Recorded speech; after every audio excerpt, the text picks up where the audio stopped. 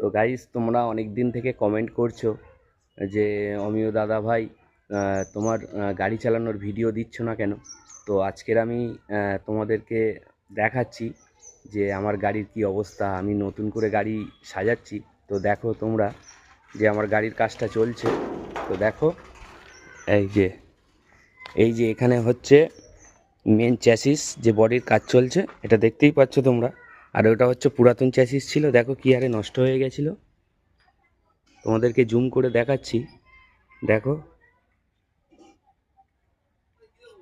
কি অবস্থা হয়েছিল গাইস। তো দেখো ভেতরগুলো দেখাচ্ছি তোমাদেরকে।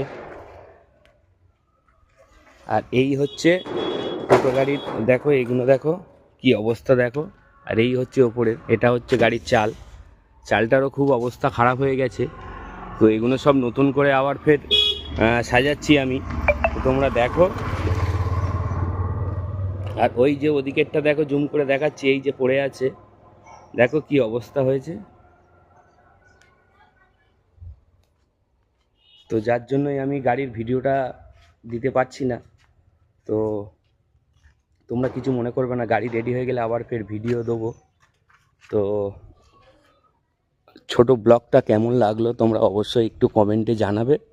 তো দেখছো এই যে সামনের গাড়ি রং হবে, গাড়ি আবার যখন নতুন হবে তখন তোমাদেরকে ভিডিও করে দেখাবো।